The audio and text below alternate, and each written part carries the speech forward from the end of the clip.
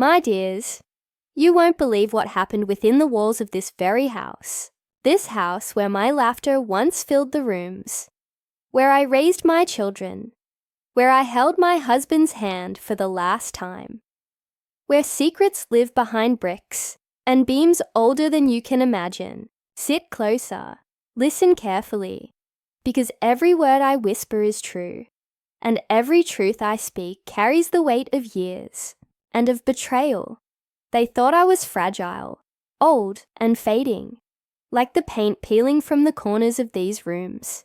They thought I didn't see the hunger in their eyes whenever they glanced at my jewelry box, that delicate mahogany chest sitting proudly on my dresser. Oh, they smiled sweetly, kissed my cheek, brought me flowers. But the moment their eyes landed on those jewels, their sweetness turned sour, poisoned with greed.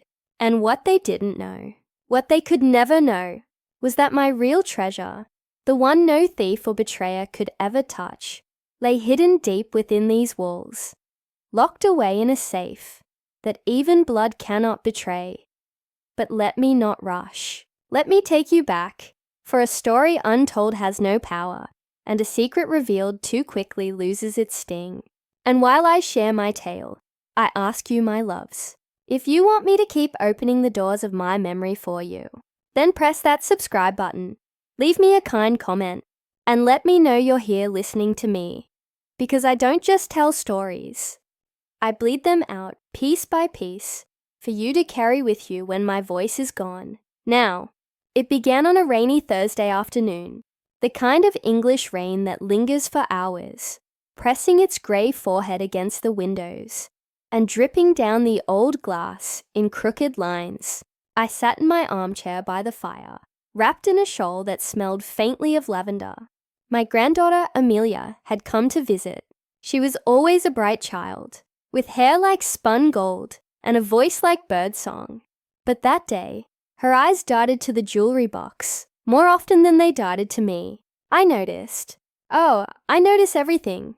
Grandma, she said, her voice honeyed. Those pearls you wore on your wedding day, do you still have them? I smiled, sipping my tea slowly. Of course, dear. They've lasted longer than most things in this house. Her lips curled into a little grin. But it wasn't the kind of grin that warms a grandmother's heart. No, it was the kind of grin that slices through it. I could feel her curiosity growing sharp, like a knife pressed against velvet. And she wasn't the only one. My son Daniel arrived later that evening. He carried himself with the stiff pride of a man who thought he deserved more than life had given him.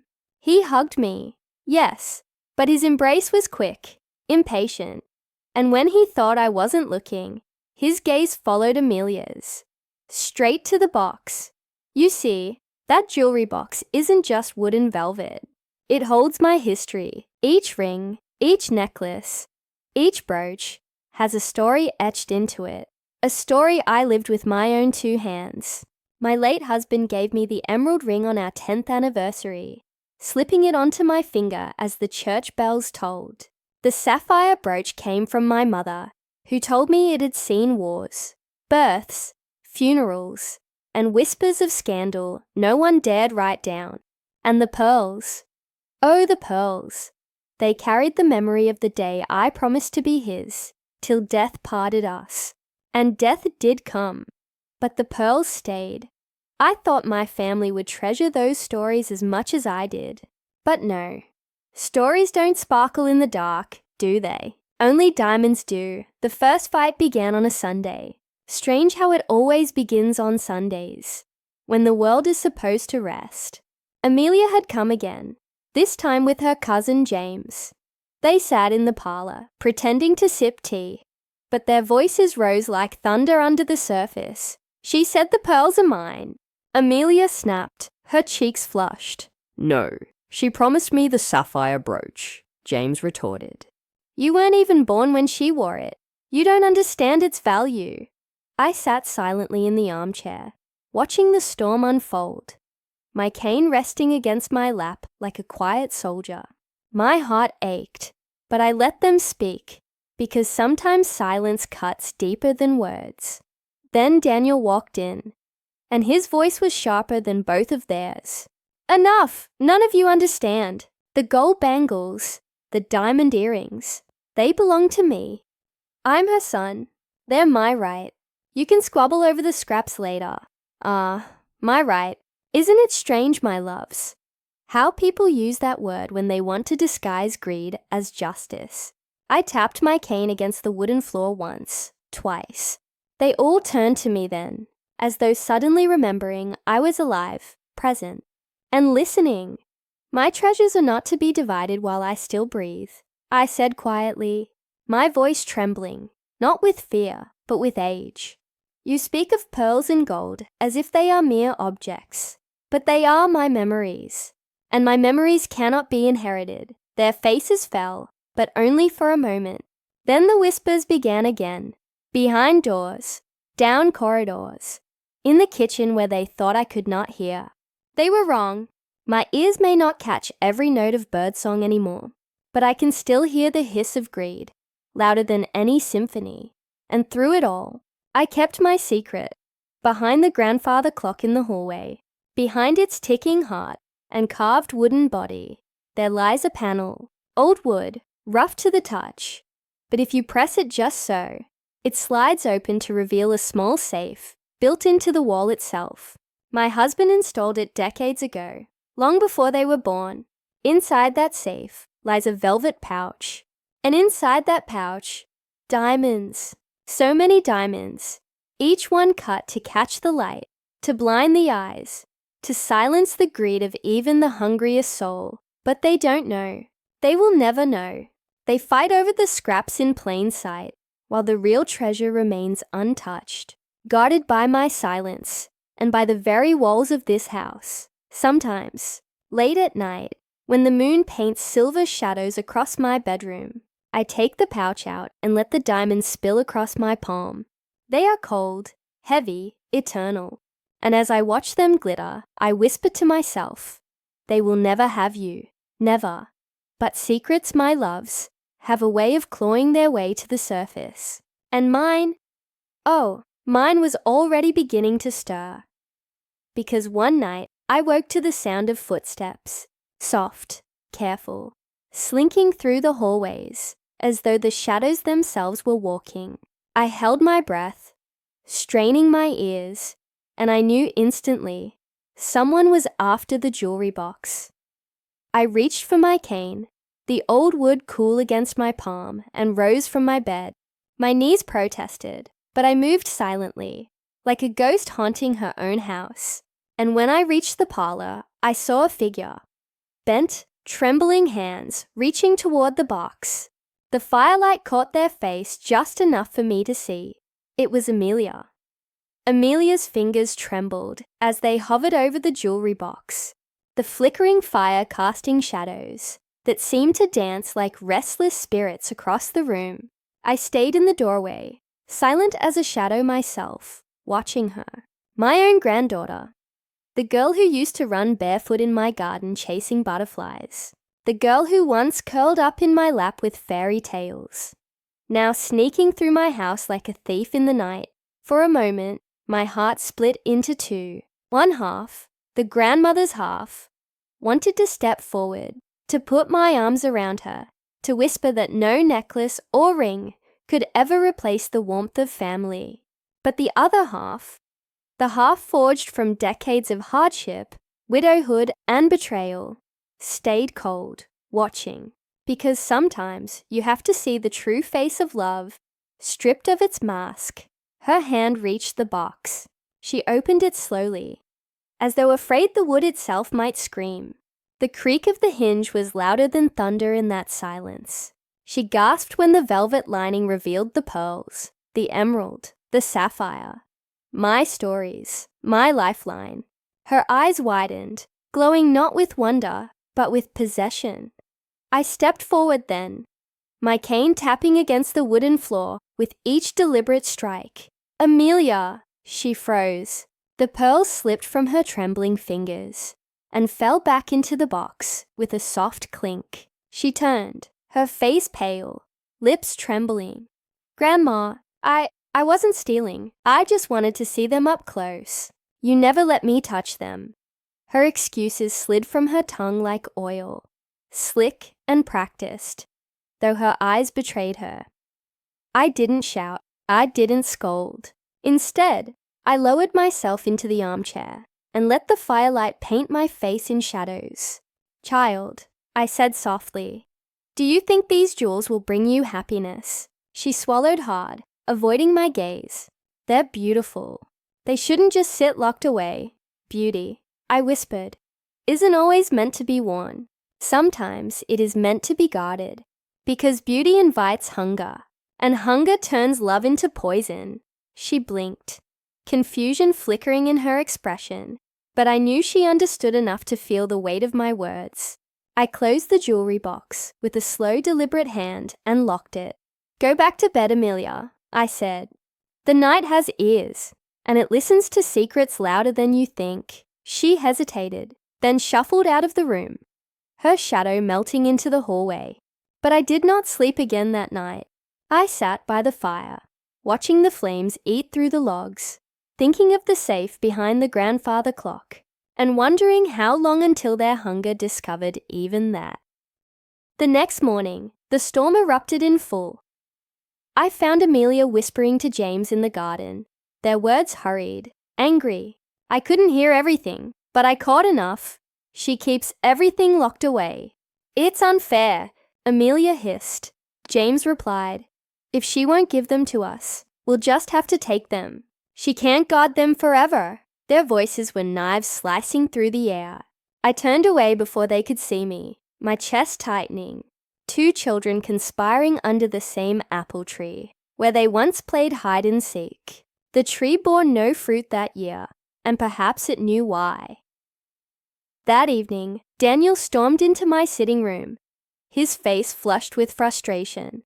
Mother, I've had enough of your secrecy. You need to start deciding who gets what before it's too late. Do you want us to fight like dogs over scraps after you're gone? I stared at him. Scraps? Is that what you call the memories of your family? Scraps? He faltered, but only for a moment. You know what I mean. The jewelry. It has to be divided. I leaned forward, gripping my cane. Nothing will be divided while I still breathe. And when I am gone, perhaps it will not be divided at all. His jaw clenched. He turned on his heel and left, slamming the door so hard the walls shuddered. That night, I whispered to the diamonds in my safe. I let them pour across my lap, their brilliance blinding even in the candlelight. They were more than jewels. They were insurance, a reminder that my life's worth could not be stolen by greedy hands or careless whispers. And yet, as I held them, I wondered, should I reveal them? Should I let the family know that what they squabbled over was nothing but surface glitter, while the true wealth lay hidden, untouchable? Or would that only sharpen their knives? Days turned to weeks, and the air in the house grew thicker, heavier, like a storm waiting to break. They visited more often now, circling me like vultures, pretending to care, but their eyes betraying their souls. Amelia brushed my hair and asked again about the pearls. James carried in firewood, his eyes scanning the mantel for where I might keep the brooch.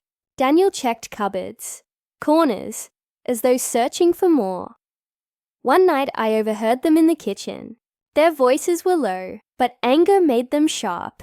She's hiding something, Daniel muttered. I can feel it. She's too calm. There's more than that jewelry box. You think she has another hiding place? James asked. I know she does, Daniel replied. We just have to find it. I stood in the hallway clutching my cane, my heart pounding. They were hunting now, not just fighting. Hunting in my own house. And that was when I made my decision. The following Sunday, I gathered them all in the parlor. Amelia, James, Daniel. 3 faces twisted by expectation. 3 hearts beating not for me, but for the glitter of stones. I sat in my armchair, the fire crackling, the jewelry box resting on my lap. You are all wondering what will become of these. I began, running my hand over the polished wood. Their eyes sharpened. their bodies leaning closer. But you forget, I continued, my voice steady, that these belong to me still, and that a grandmother's love cannot be measured by gold or pearl. You think you deserve them, that they are your right. Perhaps you will inherit them one day, perhaps not. But remember this, what you see in this box is not my greatest treasure. Their faces faltered. Amelia frowned. James shifted. Daniel scoffed. What do you mean? Amelia asked, her voice thin. I closed the box, placed it on the table, and leaned back. Not all treasures glitter in plain sight. Some treasures are hidden. Some treasures test the hearts of those who seek them. Their confusion hung in the air like smoke, and I let it. That night, I dreamed of my husband, standing by the grandfather clock, his hand resting on it like a guardian. His eyes met mine, and though no words were spoken, I understood. The time was coming.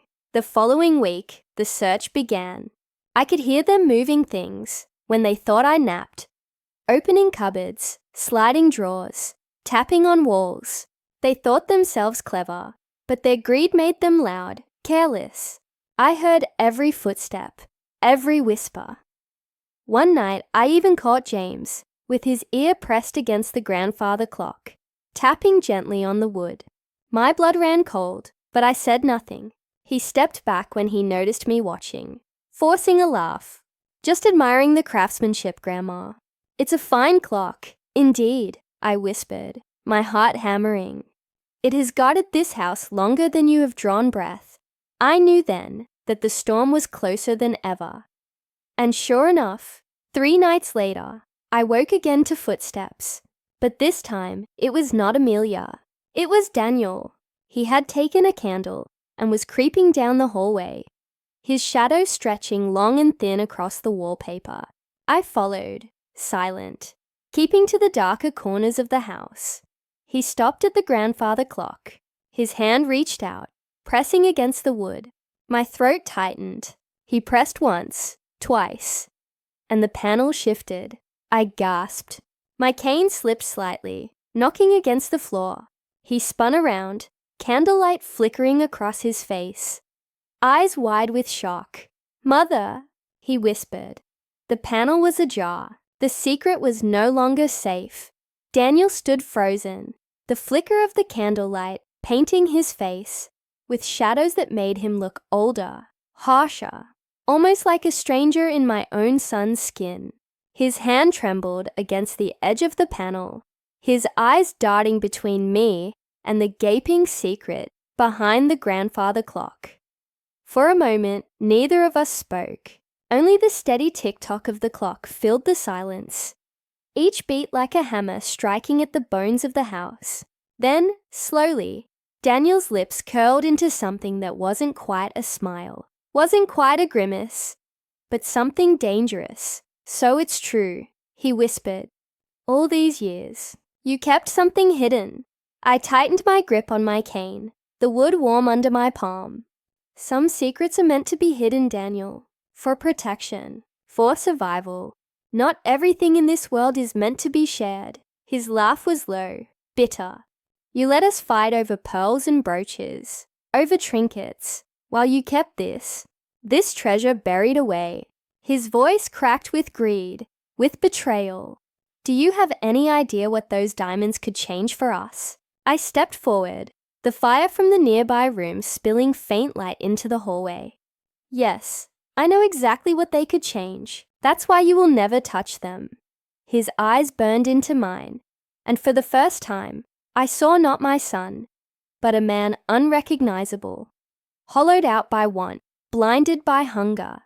He reached for the safe, but I raised my cane and struck it down sharply on the wooden floor. The sound thundered through the hallway, making the clock rattle in its casing. "Enough!" My voice cracked like lightning.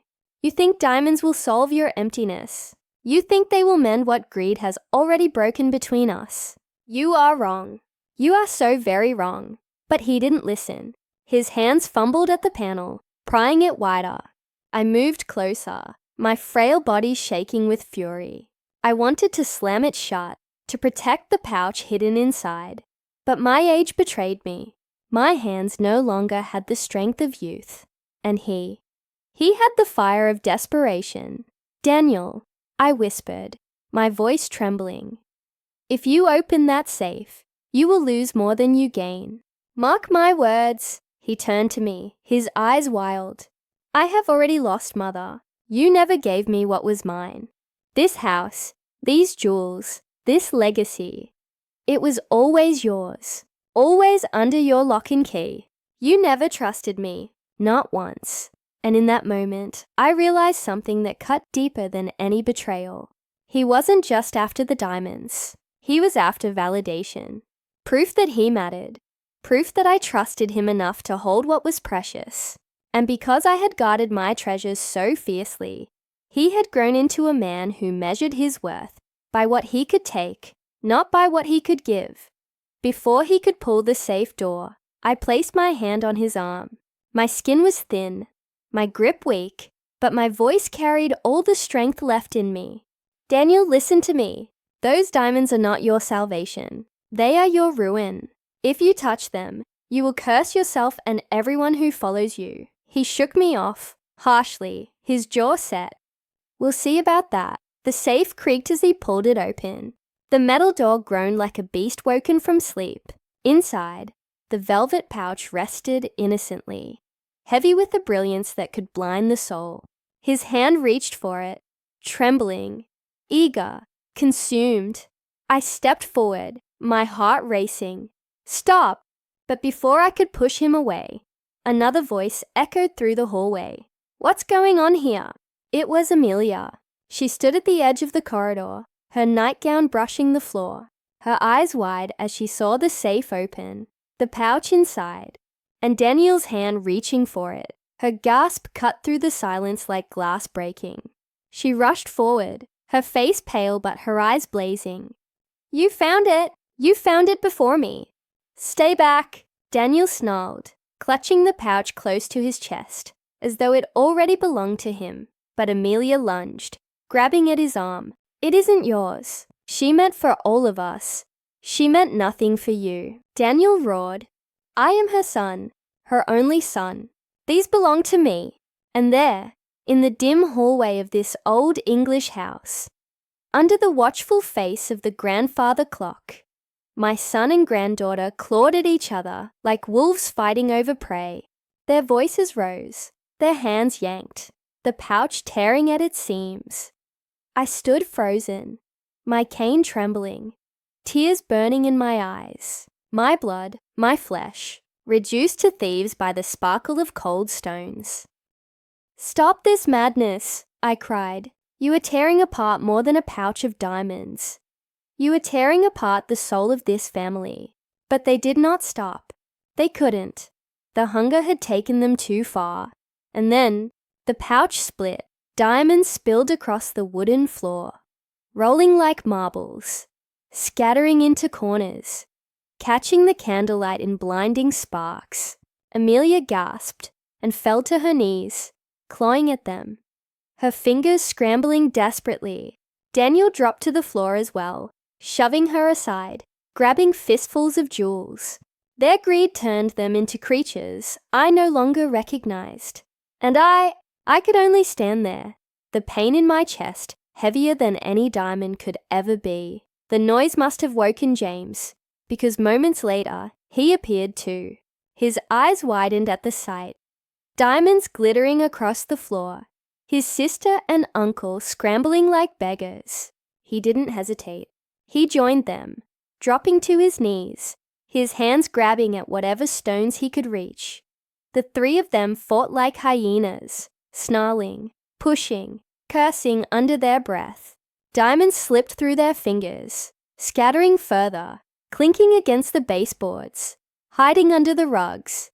I pressed my hand to my chest, my heart hammering like a drum. "God help us," I whispered. "This is not what he wanted. This is not what I wanted." And then louder, "Enough!"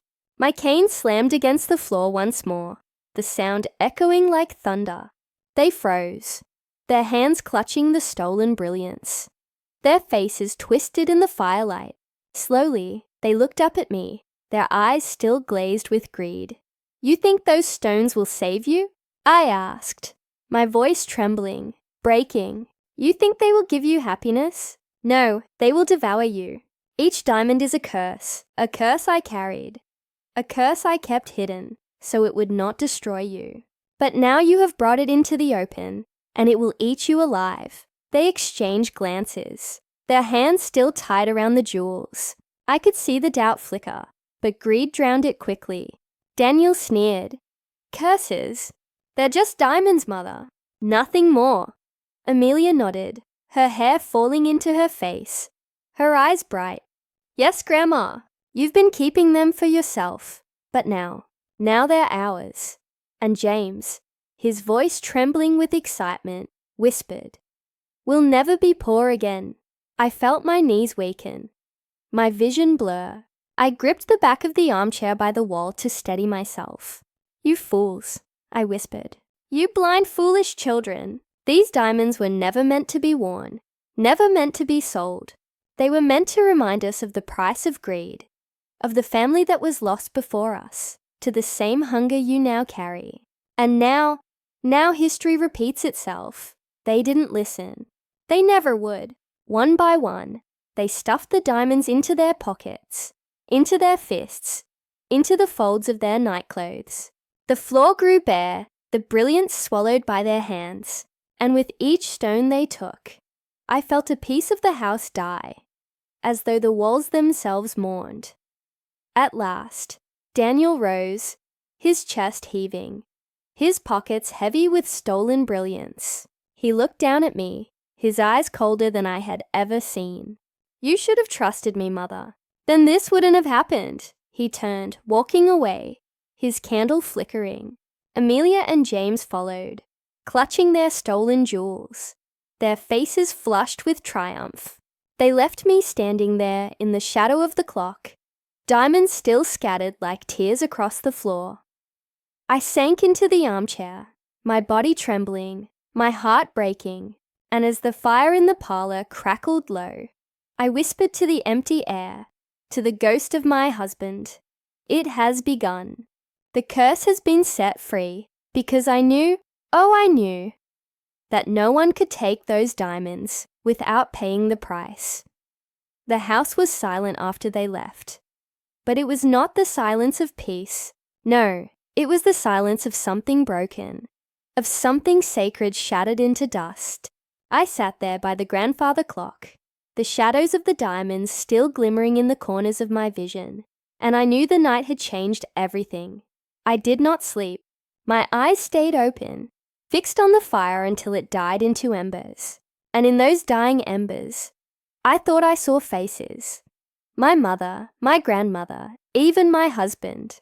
Their eyes were filled with sorrow, as if whispering to me, "It has begun again." When dawn broke, the air in the house felt heavier. Even the birds outside seemed reluctant to sing, their usual chorus muted under the weight of what had transpired. I rose slowly, my bones aching, and shuffled through the rooms. The carpets bore faint glimmers, where stray diamonds had rolled and wedged themselves. I picked one up, cold and sharp in my palm, and felt the sting of it, as though it cut deeper than flesh.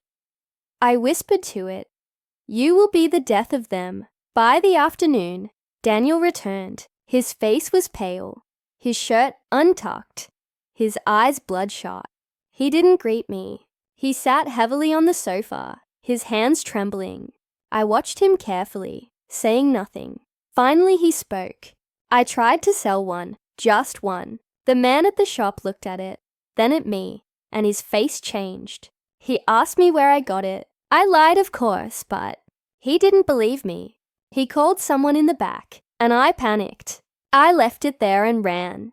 His words tumbled out, frantic, desperate. He buried his face in his hands. "Mother, I swear, that diamond burned in my pocket. It felt like it weighed 1,000 pounds. I couldn't breathe with it near me." I said nothing. What could I say? The curse had already wrapped its claws around him. Later that evening, Amelia appeared. Her beauty, once soft and radiant, was now shadowed by sharpness. Her eyes darted restlessly, her lips chapped from chewing. She clutched a small pouch in her hand, her fingers tight, white-knuckled. "Grandma," she whispered, her voice hoarse, "they won't leave me alone. The diamonds, I hid them under my pillow, but last night I dreamed of them rolling out, covering my body, choking me. I woke up gasping, and they were all around me, glinting in the moonlight. I tried to throw them into the garden, but in the morning, they were back in the pouch, exactly where I left them." Her eyes brimmed with tears. She dropped to her knees before me. "Please, please take them back. I don't want them anymore." I cupped her face in my trembling hands, brushing her golden hair back from her forehead. "Child, I warned you. Beauty invites hunger, and hunger becomes poison. These diamonds do not belong to you. They never did," she sobbed, placing the pouch at my feet, then fled before I could say more. I stared at it for a long time, that cursed pouch, heavy with despair. My instinct was to return it to the safe, to bury it once more behind the clock, where shadows might muffle its whispers. But I knew it was too late. The curse had touched them now. Once touched, it does not let go, and I was right. The next day, James stormed into the house, his face flushed with anger. "Grandma, where are they?" I blinked at him, my hands folded in my lap. "Where are what, child?" "The diamonds. Amelia has them, doesn't she? She's trying to cheat me out of my share." His fists clenched at his sides. "I saw her sneaking out last night, clutching something. She thinks I don't know, but I do. She's hiding them." I sighed, my heart heavy. "James, listen to me. The more you cling to them, the more they will destroy you. Already you cannot trust your own sister. Already you see enemies in your own blood. That is the curse." But he wasn't listening. His eyes blazed, his breathing harsh. "I deserve them. More than her. More than Daniel. I won't let them cheat me."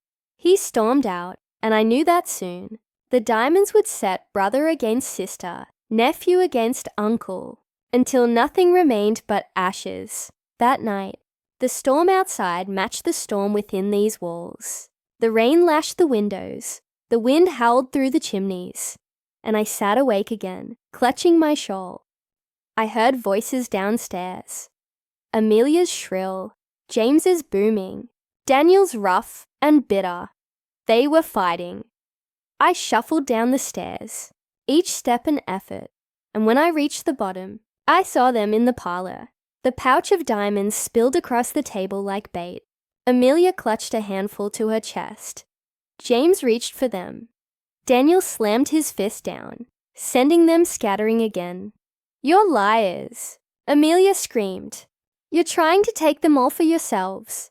"They're mine," James roared, shoving her back. Daniel's face twisted with fury. "You think either of you deserve them? I'm her son. I have the right." Their voices echoed through the house, drowning out the thunder outside. And I, standing in the doorway, felt tears streak down my cheeks. My family, my blood, torn apart by stones that had no soul, no warmth, no love. I raised my voice above the storm. "Stop this. Stop it before it is too late." But they didn't hear me. They couldn't. The diamonds had deafened them. Then as lightning split the sky, something strange happened. The lights flickered, dimmed, and for a moment, the room plunged into darkness. When the candles flared again, I swear on my soul, the diamonds on the table were glowing. Not with firelight, not with reflection, but with a cold, eerie light of their own. The three of them froze, staring, their faces pale, their mouths open. Amelia whispered, "Do you see that?" James stepped back, his voice shaking. What are they?" Daniel's hands trembled, yet he still reached for them. "They're mine," he muttered, as though possessed. "All mine." I felt the air grow colder, the fire in the hearth sputtering low. And I knew the curse had awakened fully. I stepped into the room, my cane striking the floor. "Listen to me. These stones come from blood. Generations ago, our ancestors took them in greed, and their family was torn apart. ruined, scattered to the winds. I kept them hidden to protect us, to break the cycle. But now you have unleashed it again. If you do not let them go, if you do not walk away, they will consume you." But my words fell like rain on stone. Daniel lunged forward, scooping the glowing diamonds into his arms. Amelia shrieked, clawing at him.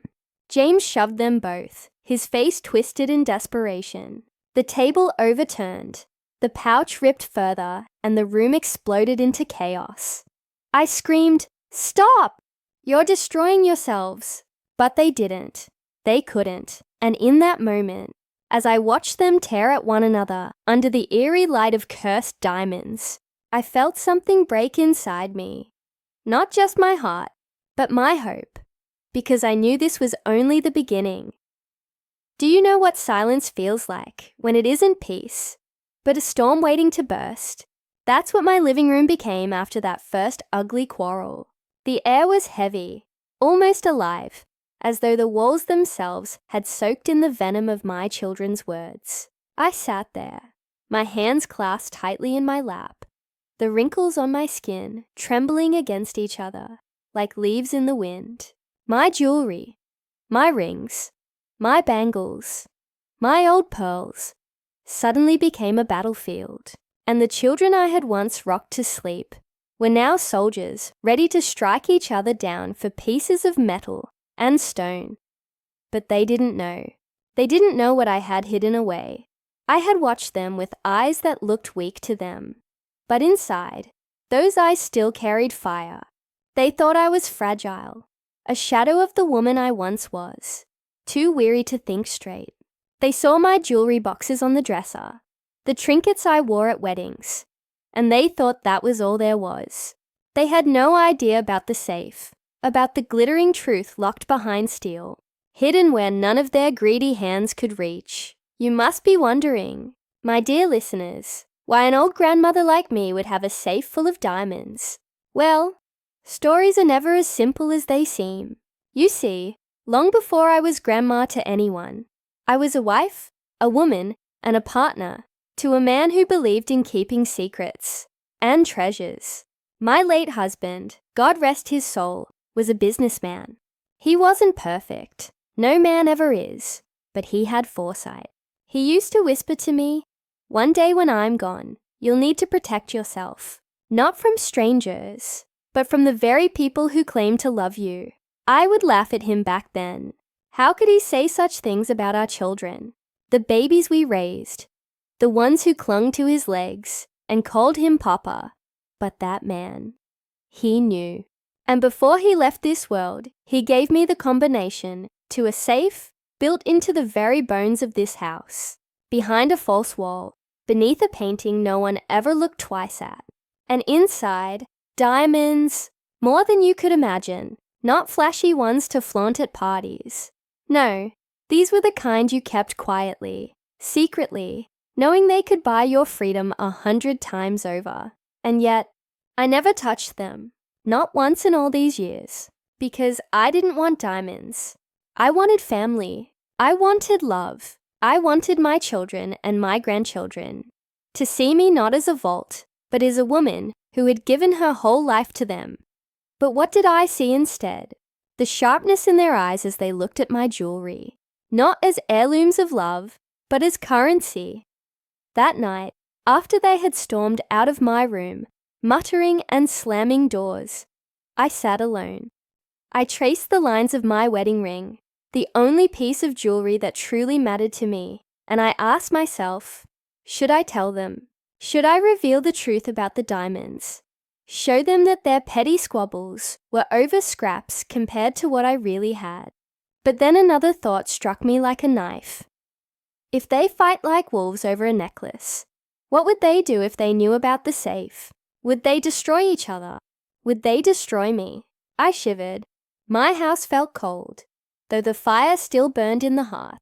And for the first time in many years, I locked my bedroom door from the inside. The next morning, I woke to voices in the kitchen. I shuffled quietly, leaning on my cane, and stood just beyond the doorway. They didn't see me there. My daughters-in-law were hissing at each other like snakes, accusing one another of trying to charm me into leaving more jewelry to their side of the family. I heard one of them laugh cruelly, saying, "The old woman won't last long. Let her think she's in control. Once she's gone, we'll see who gets what." My heart nearly stopped in my chest. Gone. That's how they spoke of me. Not as their mother, their grandmother, their elder. No, I was just a hurdle in the way of their greed. Tell me, my dear viewers, if your own blood spoke of you this way, would your heart not ache?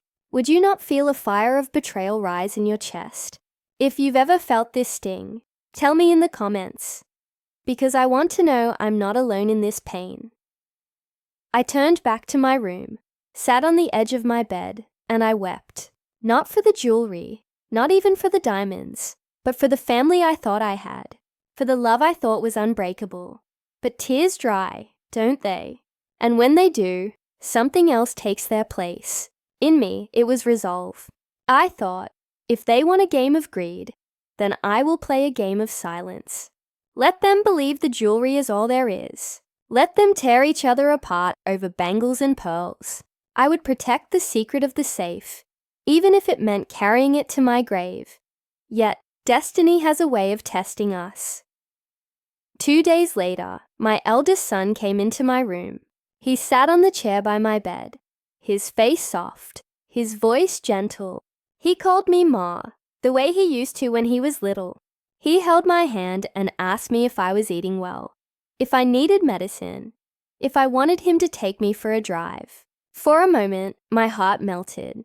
Maybe he still cared. Maybe the boy I raised was still in there. But then, as if by accident, he let it slip. "Ma, when the time comes, you can trust me to handle the jewelry fairly. You know I'll take care of it all." It was like a dagger through my heart. Even his kindness was poisoned by greed. I looked at him, tears stinging my eyes, and I whispered, "My son, do you see me? Or do you only see what you think I'll leave behind?" He shifted, uncomfortable, and quickly changed the subject. But I saw it. I saw the truth. That night I couldn't sleep.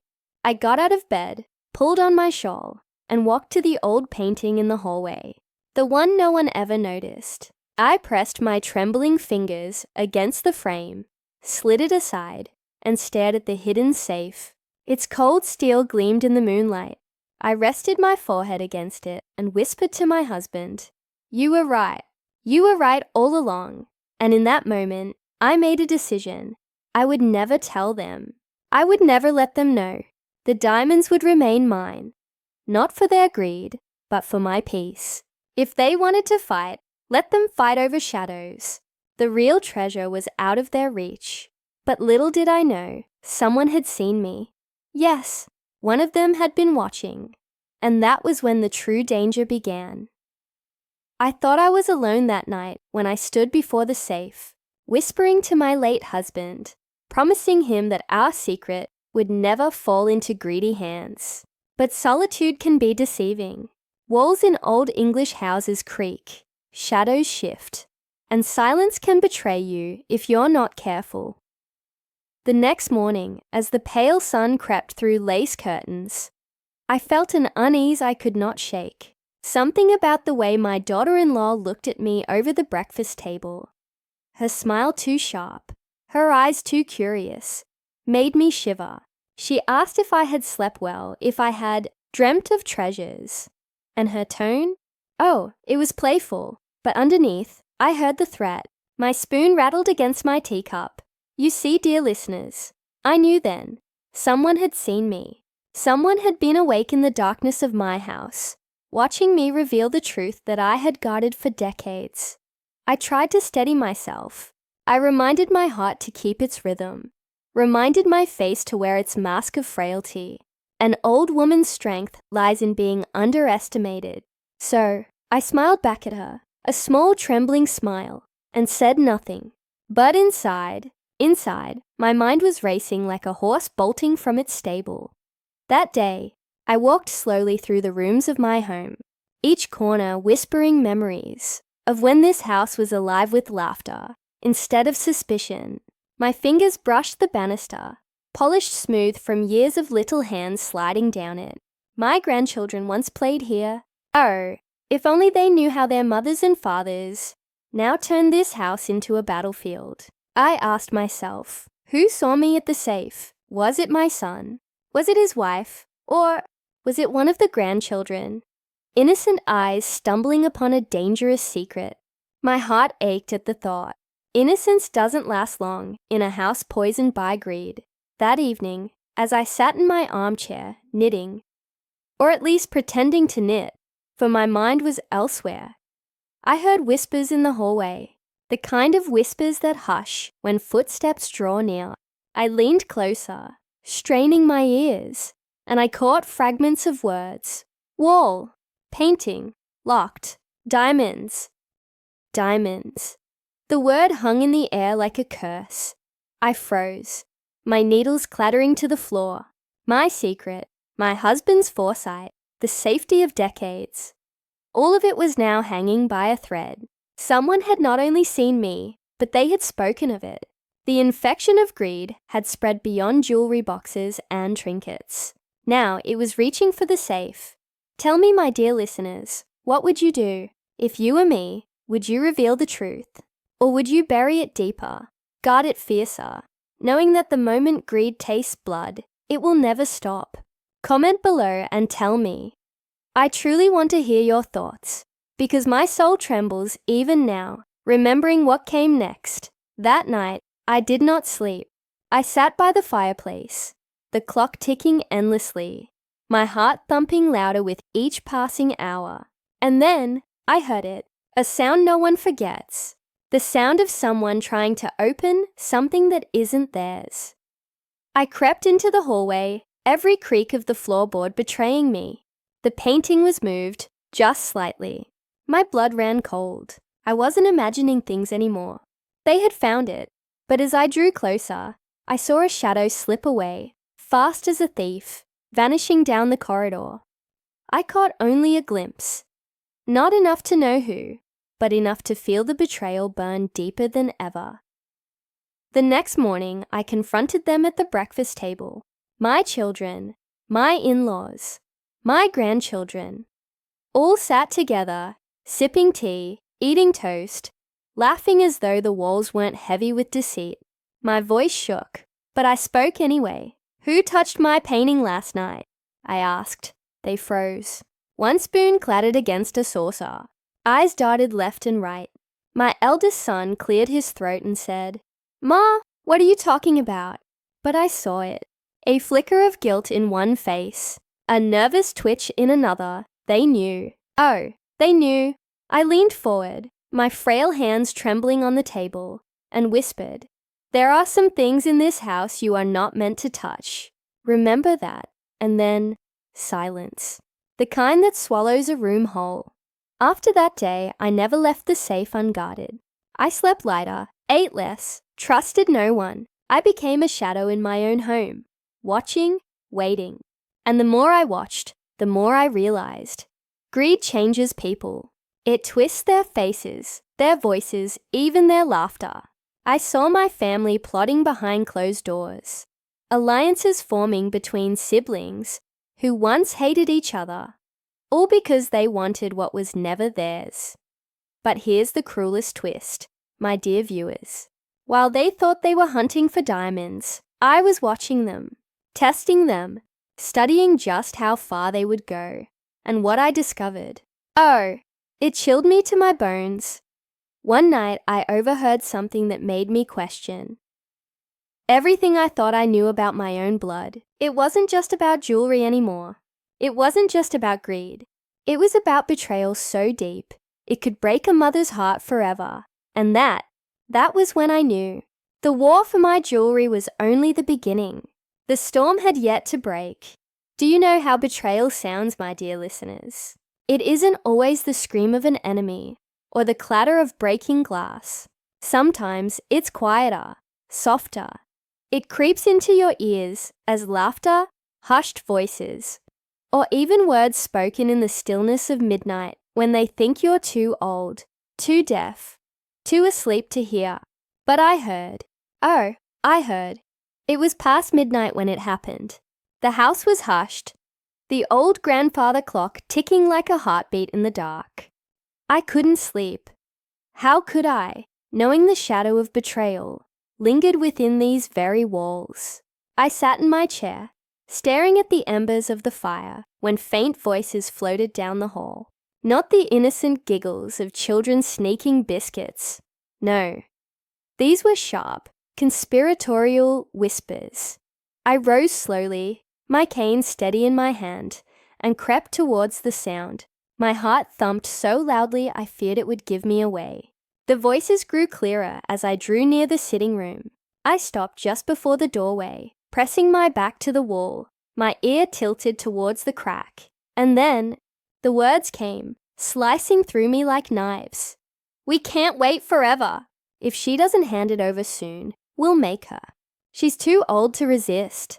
I gasped silently, covering my mouth. My own flesh and blood, my children, my daughters-in-law, plotting against me as though I were a stranger, as though I hadn't given them my life, my years, my very soul.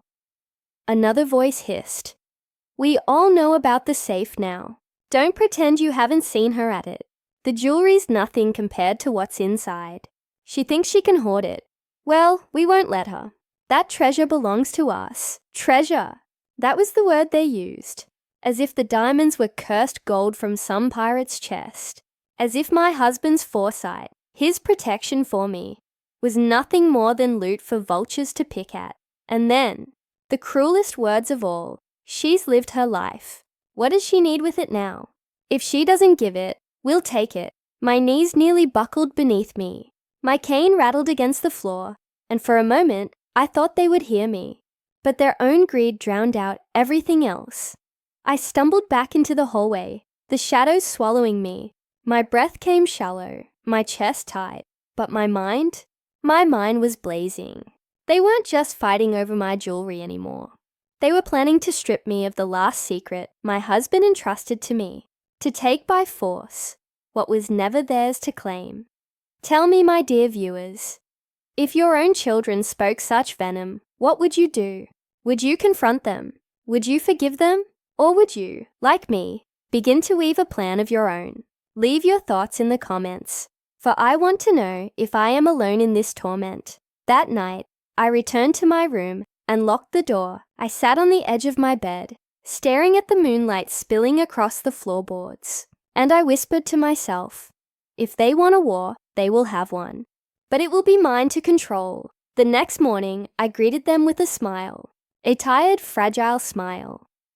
The kind they expected from a grandmother nearing her twilight years. I poured tea, buttered toast, and spoke of the weather, of the roses in the garden, of memories from their childhood. Not once did I mention what I had heard. Let them think me oblivious. Let them underestimate me, for in their arrogance, they revealed their hand. But inside, I was already planning. That day, I visited the safe again. I placed my hand upon its steel door, feeling the cold bite of it against my palm. My husband's words echoed in my mind, "Protect yourself, not from strangers, but from those who claim to love you." How right he had been, how blind I had been. I opened the safe, my fingers trembling over the familiar dial, and gazed at the diamonds within. They sparkled in the dim light, mocking me with their beauty, each one a shard of ice, each one a reminder that greed could destroy everything I had built. And so, I made a vow. I would never let them have these, not a single diamond. If they wanted to fight, let them fight over the scraps in my jewelry box. Let them tear each other apart over necklaces and bangles. But the true treasure would never leave this safe, not while I drew breath. But here is the cruel twist, my dear friends. Secrets never stay hidden forever, and the hungrier a family becomes, the sharper their teeth grow. That evening, I noticed the locks on my door rattling faintly, as if tested by a hand that withdrew quickly. I noticed the painting slightly crooked, as though disturbed again, and I noticed the way my children's voices hushed whenever I entered a room, their eyes following me, with a hunger that no meal could satisfy. The house I once called home had become a cage, and I was the bird they longed to pluck bare. But I am no ordinary bird. I am an old crow, wise and sharp, with secrets in my claws and fire still left in my wings. And so I began to plan, not only to protect the diamonds, but to test them, to see just how far their greed would drive them. Would they turn against each other? Would they betray the very blood that tied them together? Or would they come for me, their mother, their grandmother, their elder? The answer came sooner than I expected. It began with a note, slipped beneath my bedroom door, written in a hand I recognized, but could not name. The words were short, sharp, like a blade pressed to my throat. We know. Give us the safe, or you will regret it. My hands trembled as I held that note.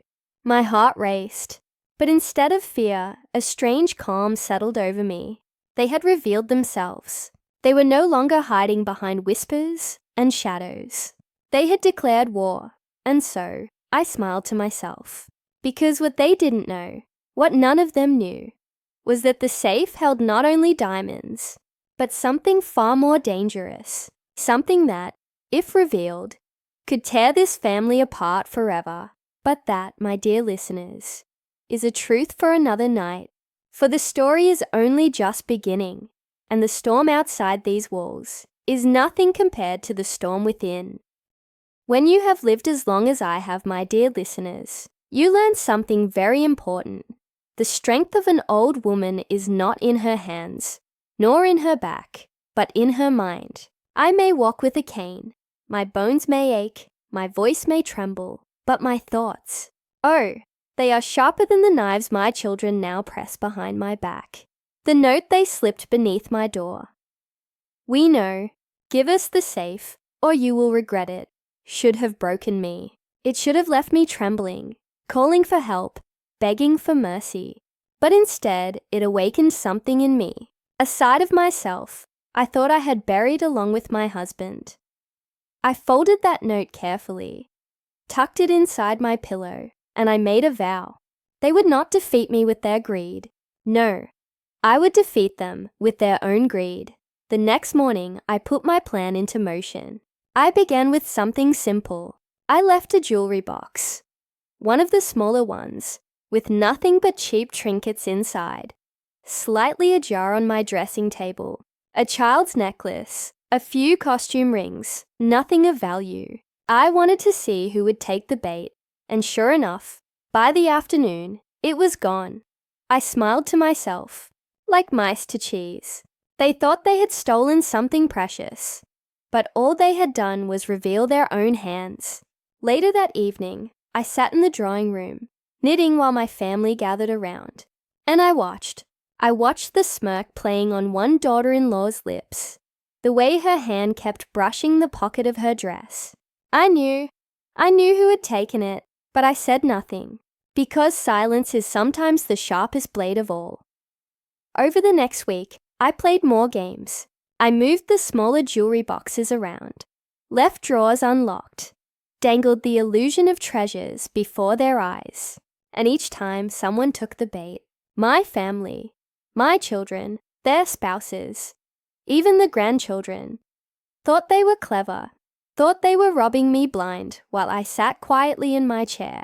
But what they did not know was that I was watching, recording every action in my mind, marking each betrayal like tally marks carved into stone. Do you see, my dear viewers, how greed exposes the truth faster than any confession? Tell me in the comments if you've ever seen your own family show their true colors when money or possessions came into question. I wonder, am I the only one, or do others bear this pain too? But the games were not enough. The note haunted me. Give us the safe, or you will regret it. Who was bold enough to write those words? Who among them had the courage to threaten me openly? I could not rest until I knew, so I set a trap. One evening, when the house was quiet and the fire burned low, I pretended to fall asleep in my chair, my shawl draped over me, my cane leaning against the armrest, my breathing slow and steady. But my eyes, half closed, watched the hallway, watched the painting that concealed the safe, and then I saw it, a shadow creeping along the wall, a figure moving with caution, glancing back and forth, then pausing before the painting. My heart pounded, my fingers curled into the wool of my shawl, but I did not move. I let them think I slept. The figure reached out, lifted the painting slightly, and froze because I spoke. "You shouldn't be there." My voice was soft, low, but it cut through the silence like thunder. The figure gasped, dropping the painting, and spun around. For a moment, our eyes locked. And in that moment, my suspicion became truth. It was my second son, my boy, the one who once clung to my skirts as a child, begging me to tell him stories before bed, the one who cried when he scraped his knee, who once promised me he would always take care of me when I grew old. And now, there he stood, his face pale, his eyes blazing not with love, but with hunger. "Ma," he stammered, his voice trembling. "I was just what?" I whispered, rising slowly from my chair, leaning on my cane. "Just stealing from your own mother. Just betraying the very woman who gave you life." His mouth opened, but no words came. And then, in a flash of cowardice, he turned and fled down the hallway, leaving me trembling with rage and heartbreak. I sank back into my chair, my whole body shaking. I wanted to cry, but the tears would not come. They had dried long ago, leaving only fire in their place. That night, I made another decision. If they wanted to take the safe by force, I would not stop them. No, I would let them open it. I would let them taste what they thought was victory. And then, I would show them the true cost of greed. For what they did not know, what none of them knew, was that inside the safe, alongside the diamonds, I had hidden something else. Documents, letters, proof, secrets of this family that, if revealed, would shatter their alliances and expose the rot at their very core. Yes, the diamonds were mine, but the secrets? Oh, those were far more valuable and far more dangerous. I smiled to myself as I locked my bedroom door that night. Let them come. Let them plot. Let them betray. They thought they were hunting me, but in truth, I was leading them into a trap of their own making. And soon, very soon, they would regret ever trying to take what was not theirs. Do you know, my dear listeners, what it feels like to look at your own children and no longer see love in their eyes, but calculation? It is a sorrow I would never wish upon another soul. Every glance they gave me now was measured, every smile sharpened with hidden intent. They circled me like wolves who had caught the scent of blood, and yet I remained the old woman in the chair, fragile, small, and silent. Let them think me weak, for weakness can be the finest mask of all. After the night I caught my second son at the painting, I knew the time had come. I could no longer wait for them to unravel the truth at their own pace. No, I would lead them to it, the way a shepherd leads a lamb to the slaughter. The next morning, I pretended to be careless. I shuffled through the hallway, my cane tapping against the wood, and paused before the painting. I adjusted it, just slightly, letting my hand linger on the frame. I even muttered under my breath, words soft enough to seem like forgetful rambling, but loud enough for listening ears. Mustn't forget the numbers. I could feel their eyes on me, always watching, always waiting. And that evening, I did something I had never done before. I left the safe unlocked. Yes, unlocked. The heavy steel door closed, but not latched. Inside, the diamonds glistened in the faint light, stacked like shards of frozen stars. But the true weapon lay beneath them. Envelopes thick with letters, papers tied with twine. My husband's handwriting sprawled across each one. Proof of business deals, betrayals, affairs, debts, and secrets that would poison every single one of my children's marriages, reputations, and friendships. It was not the diamonds that would destroy them. It was the truth. I returned to my chair, my heart thundering in my chest, and waited. It did not take long. The house was restless that night. I heard footsteps pacing, whispers hissing through corridors, doors opening and closing, and then the sound I had been waiting for. The faint scrape of metal against metal, the groan of the safe's door, the sharp gasp of victory. I rose, my cane steady beneath me, and crept into the hallway. From the shadows I watched as 3 of them crowded around the safe. My second son, his wife, and my eldest daughter-in-law. Their faces lit by greed, their hands trembling as they reached for the diamonds. "Look at them," one of them whispered. "So many. She must have been hiding these for years." Finally, another hissed, "We'll take them tonight, before she even knows they're gone." I stepped forward then, letting my cane strike the floor with a crack that echoed through the hall. They spun around, their faces pale, their hands frozen mid-theft. "Knows they're gone," I said, my voice sharp, stronger than it had been in years. "Do you think I am blind? Do you think I am deaf? Do you think an old woman cannot see the rot in her own children?" They stammered, stumbling over words, trying to explain, to excuse. But I raised my hand, silencing them.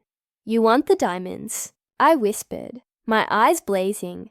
"Then take them, and see what price you pay." They glanced at one another, confusion flickering across their faces. My daughter-in-law was the first to reach in, her greedy fingers seizing a velvet pouch. She clutched it to her chest, her eyes wild. My son followed, grabbing a handful of the glittering stones, his breath ragged, his hands shaking. And then she saw them. "The envelopes! What's this?" she murmured. Pulling one free, she opened it, her eyes scanning the page, and then her face drained of color. Her lips parted in horror. This can't be true." Another snatched a letter from her, read it, and gasped. The secrets spilled into their hands like poison. Affairs long buried, debts unpaid, betrayals committed in silence, each letter another dagger, another truth sharp enough to cut bonds that had held them together for decades. I stood there, watching as their hunger turned to panic, their unity to suspicion. They began accusing one another, their voices rising, their faces contorting with rage and fear. "You knew about this," one shouted. "You lied to us." Another screamed. And I laughed, a sound low and bitter, echoing through the hallway. "Diamonds," I whispered. "You wanted diamonds, but what you've taken is far more dangerous. Those stones could buy you riches, yes. But these words, they will burn your lives to the ground." They turned to me then, their faces pale, their voices trembling.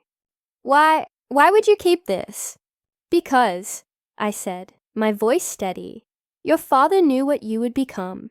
And now, so do I." The room fell silent. They stood frozen, clutching the diamonds, the papers, their greed now poisoned with fear. And in that silence, I saw the truth. They were no longer just my children. They were my enemies. That night, the house was not filled with whispers. It was filled with shouting, with accusations, with slammed doors and broken promises. My trap had worked. Their greed had torn them apart, and all I had to do was stand and watch. But as I sat in my chair, the firelight dancing across the walls, I knew this was only the beginning. For once, the taste of blood is in the water. Sharks will never stop circling, and my family, my own blood, were sharks now. Do you know, my dear ones, how silence can sometimes be louder than screaming? After that night, when my children's hands had shaken with both diamonds and damning papers, the house fell into a silence so sharp it cut through the walls. They no longer gathered at the table with polite chatter, no longer offered me tea with forced smiles. Instead, they avoided one another's eyes. Their footsteps hurried, their voices hushed, and yet I could feel it, the storm building beneath the quiet. I sat in my chair by the fire, my knitting untouched in my lap, and listened. Oh, how I listened. Every creak of the floorboards told me who was pacing. Every slammed door told me who had lost another argument. Every whisper carried through the halls like smoke. The diamonds were no longer their prize. No, they had become almost an afterthought. It was the letters that haunted them. The truths buried in those envelopes were heavy enough to bend even the proudest of shoulders. One morning, I watched my eldest son's wife pass the parlor door with her eyes red and swollen. In her hand was one of the letters, crumpled and trembling. I knew exactly which one she had read. The one revealing her husband's dealings with a woman in London. Years ago, the money he had spent, the lies he had told. Not long after, I heard the crash of glass from upstairs, followed by the thundering footsteps of my son, storming out into the garden. My daughter-in-law stood at the window, her face pale with fury, shouting after him words I had not heard her utter in 30 years of marriage. And then there was my second son, the one whose hand I had caught on the painting. He held his silence longer than the others, but I could see it in his eyes. The letters had reached him too. One evening, as the fire crackled low, I found him standing in the study, staring at the safe. He turned when he heard me, and for a moment I saw the boy he used to be, lost and frightened. Mother, he said softly, why did you keep all of this? I leaned on my cane, my voice steady. Because truth has a way of surviving, even when we wish it buried. He opened his mouth to reply, but the words never came. He simply turned back to the safe, shaking his head, and walked away. But the one who worried me most was my granddaughter, sweet innocent Emily. Or so I thought. I had hoped the poison of greed would not reach her veins, that perhaps she might be the last untainted soul in this house. But children, you see, are sponges. They soak in everything around them, even the rot. One afternoon, I caught her in the library with one of the smaller envelopes, her small fingers trembling as she unfolded the page. She looked up at me with wide eyes. Grandma, she whispered, is it true? Did Papa steal money from Uncle? Her voice cracked, her innocence shattering before my very eyes. I took the letter from her gently, folding it back into its envelope. Some truths, I said quietly, are not meant for children. But yes, my darling, sometimes the people we love most are not who we think they are. Her lip trembled. But if they're bad people, why do you still love them? Ah, the question pierced me deeper than any dagger could. I took her hand in mine, my old wrinkled fingers curling around her small soft ones. Because love, I told her, is not always deserved. It is given, and sometimes it is given to the wrong people, but it remains love all the same. She nodded slowly, tears brimming in her eyes, and in that moment, I prayed that she would hold on to that tenderness, that she would not let the greed consume her as it had the others. But the house was changing. Each day, the diamonds and the letters drove my children further apart. At breakfast, they barely spoke. At dinner, they argued over small things. Salt on the table, who would sit closest to the fire, who had borrowed the carriage.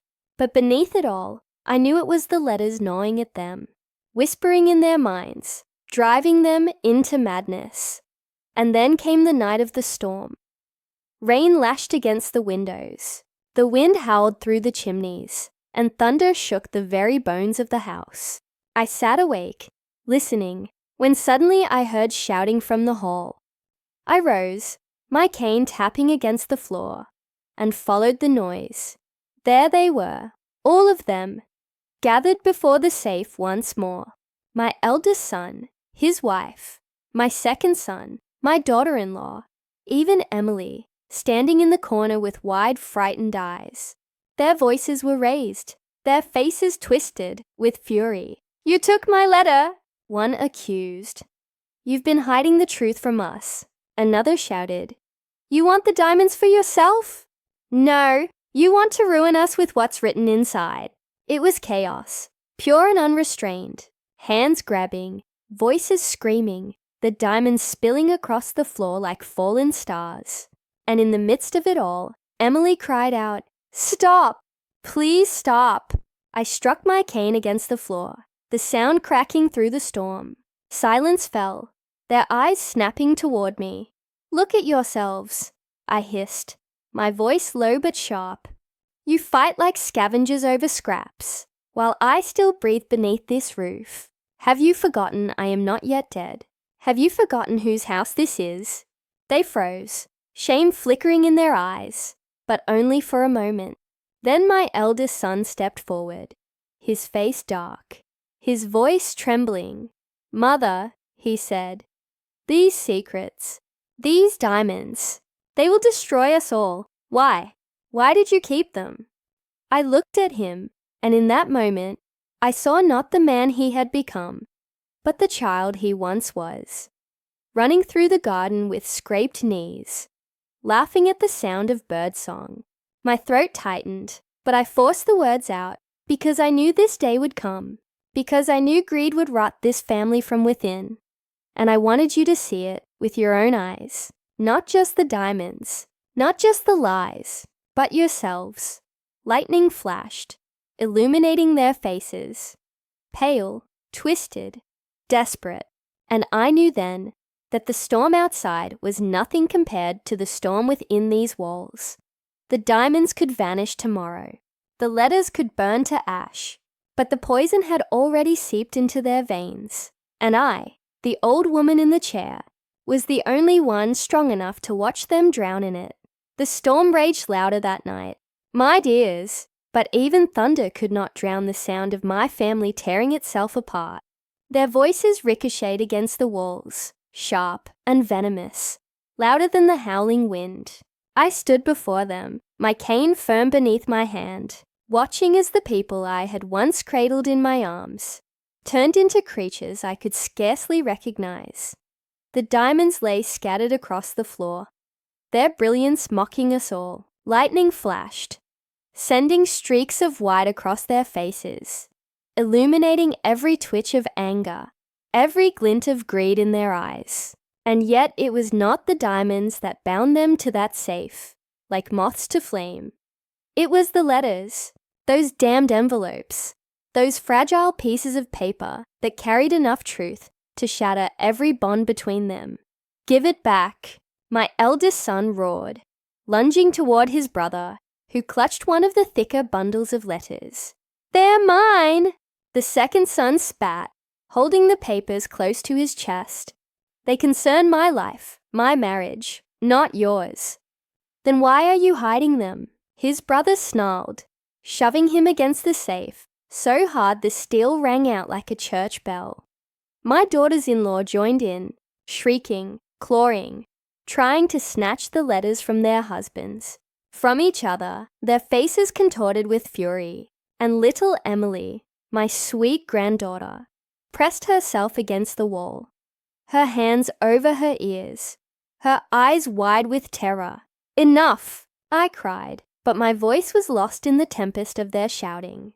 A glass vase toppled from the mantel and shattered. A candlestick clattered to the floors. I felt the ground beneath me shake. Not from thunder, but from the rage that consumed my blood. And then, in the chaos, I saw it. One envelope left untouched, wedged deep in the corner of the safe, where no one's greedy hands had yet reached. An envelope sealed with black wax, thicker, heavier, more ominous than all the rest. My heart lurched, for I knew that letter. It was the one I had sworn would never see the light of day. And yet, perhaps now was the time. I hobbled forward, my cane striking against the floor, and slipped my trembling hand into the safe. My fingers closed around the envelope. Cold, heavy, dangerous. When I drew it out, the room fell into silence, as though the storm itself held its breath. They turned to me, their chest heaving, their faces slick with sweat, their eyes fixed on the letter in my hand. "What's that?" my daughter-in-law whispered, her voice thin and sharp. I held it up, the seal catching the light. "This," I said slowly, "is the truth none of you were ever meant to see. The truth that makes diamonds worthless. The truth that will either destroy you completely or bind you together forever. They stared at me, frozen. This house, I continued, my voice low but steady, was not built on wealth alone. Your father, God rest his soul, was a man of ambition, but also a man of secrets. He left you more than riches. He left you debts, enemies, betrayals you cannot even imagine. The letter trembled in my hand, the seal still unbroken. I looked at each of them, my sons, my daughters-in-law, my granddaughter, and I saw them for what they truly were. Not family, not children, strangers bound only by hunger. You wanted my diamonds, I whispered. But these words are sharper than blades. Open it, my eldest son demanded, his voice raw. Yes, hissed his wife. We deserve to know. Deserve? I spat, the word bitter on my tongue. You deserve nothing, not after what I've seen tonight. You fight like animals, while I still breathe beneath this roof. You tear each other apart for scraps, for glitter, for whispers, and you dare tell me what you deserve. They faltered, shame flickering across their faces. But greed does not surrender easily. Mother, my second son pleaded, softer now. Please, tell us. I looked at him, my heart aching with memories of the boy he once was. And then slowly, I broke the seal. The sound of wax cracking echoed like thunder. The paper unfolded with a hiss. My eyes scanned the handwriting. My husband's hand, bold and unrepentant. And as I read the words aloud, the room seemed to tilt, as though the house itself recoiled from the truth. He had not been the man they believed. He had not been a faithful husband, nor an honest businessman. The diamonds, yes, they were real, but they were stolen, acquired in deals soaked with blood and betrayal. Men had died for them. Families had been ruined, and worse still, some of the blood was ours. The letter revealed it all. He had gambled with fortunes not his own. He had taken money from his own brother. He had lied to me, to them, to everyone. And when his empire began to collapse, he had hidden everything. The diamonds, the letters, the debts. Here in this very safe, leaving me with the burden of his sins. When I finished, the silence was unbearable. Their faces were pale, their lips trembling. Emily clung to the wall, her eyes wide with horror. So you see, I said, folding the letter with trembling fingers. These diamonds are cursed. They are not wealth. They are chains. And you, my children, have wrapped them around your own throats. No, my eldest son whispered, shaking his head. It can't be true. It is true, I replied coldly. Your father was not the man you worshipped, and you are not the children I raised. You are his heirs in blood, in greed, in betrayal. They erupted again, not in shouts this time, but in sobs, in denials, in desperate whispers. Some clutched the diamonds tighter, unwilling to let go. Others dropped them to the floor as though they burned. I watched, my heart heavy, my eyes wet with tears. I had refused to shed, for this was the end of my illusions, the family I had dreamed of, the love I had clung to. It was all ashes now, and yet, even in their ruin, I held power, for I was the keeper of truth, the guardian of the safe, the last voice strong enough to stand. I raised my cane once more, my voice steady as stone. Listen to me. You can leave this house with your pockets full of diamonds, but you will carry curses heavier than gold. Or you can leave the safe closed, the truth buried, and try, just try, to salvage what little family remains. Their eyes darted from me to one another, to the diamonds on the floor, to the letter in my hand. The storm outside thundered, rattling the windows, as though the heavens themselves demanded a choice. And in that moment, I wondered, which poison would they choose? The storm clawed at the windows like a desperate animal that night, and yet nothing outside could rival the ferocity within these walls. My children stood before me, like figures in a painting of ruin. Pale, trembling, their eyes darting between the glittering diamonds at their feet and the cursed letter in my hand.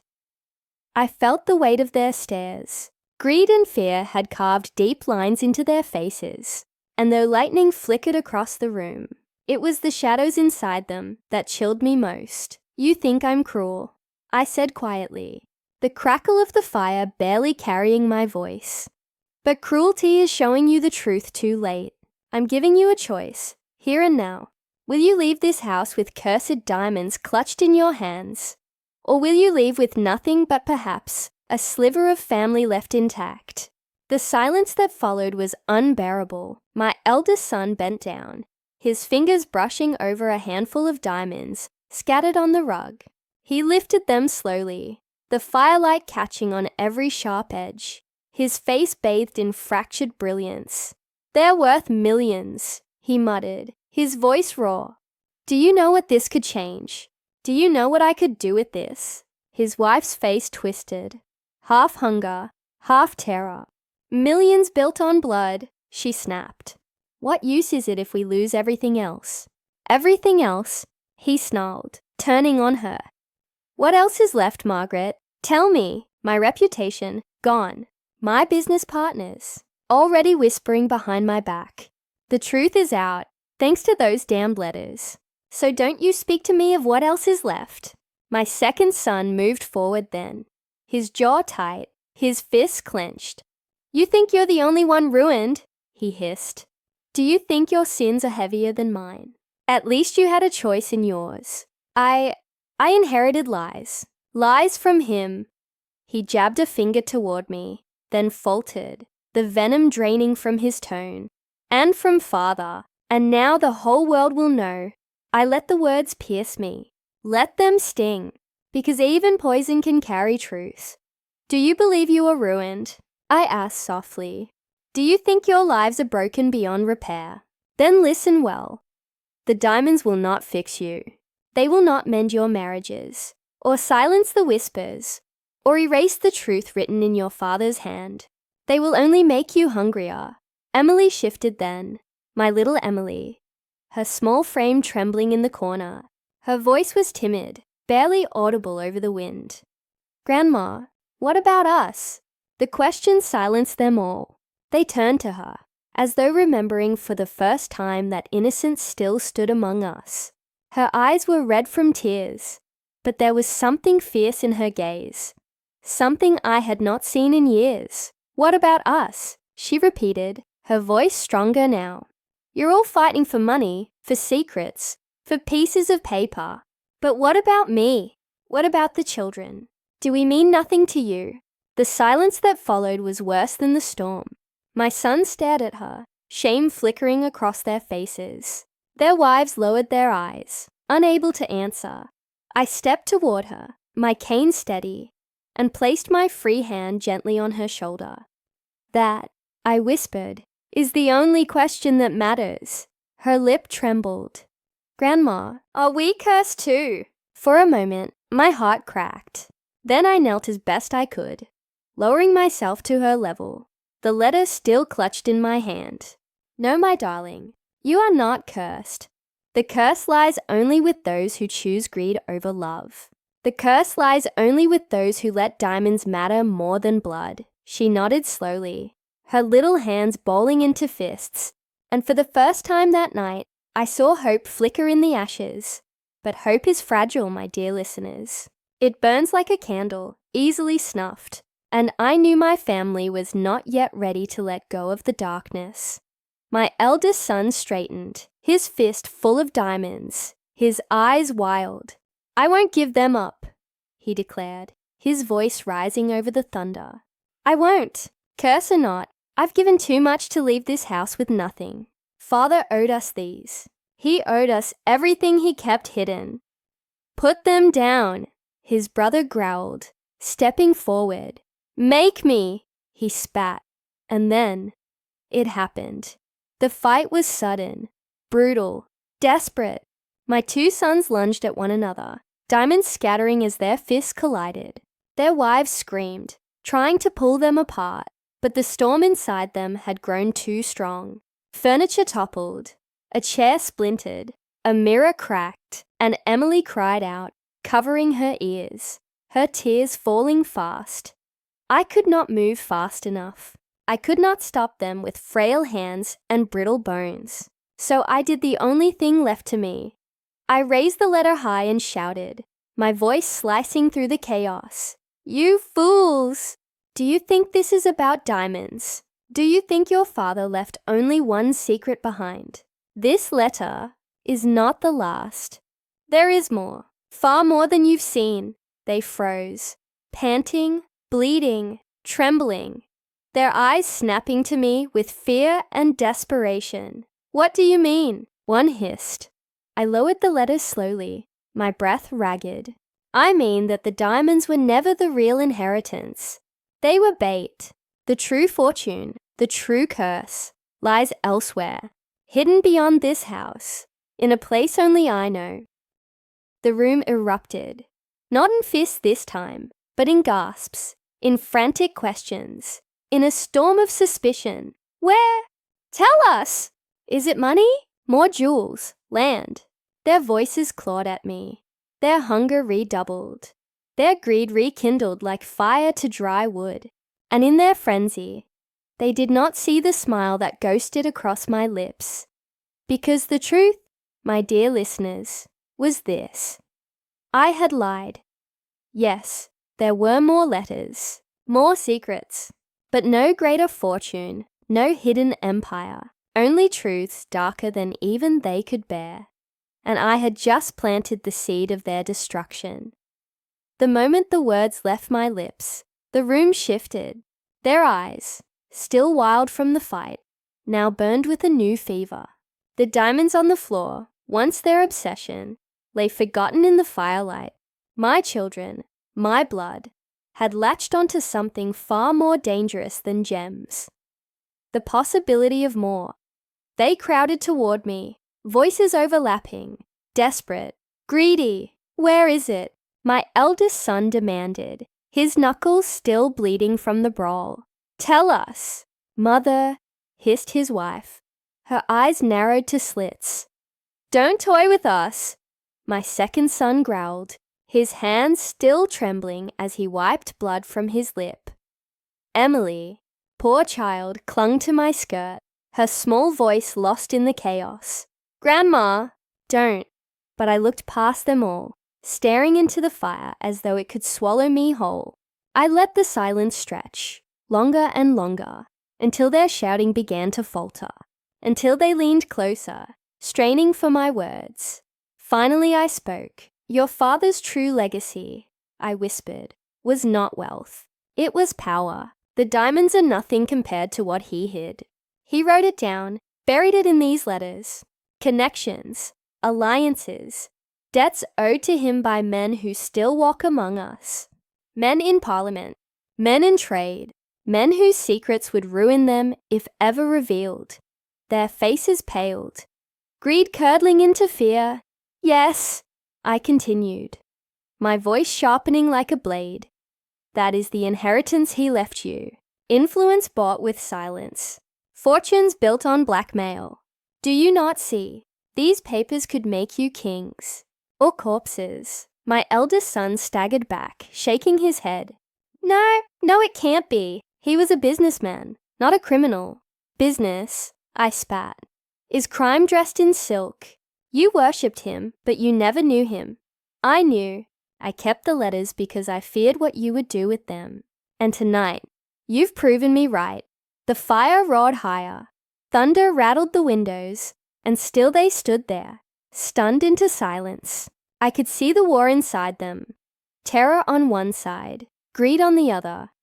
Then Margaret, my eldest son's wife, whispered, we could use it. We could start over. With names like those, with debts like those owed, we'd never want for anything again. Her words were poison, dripping into their ears. My sons exchanged a glance, and I knew,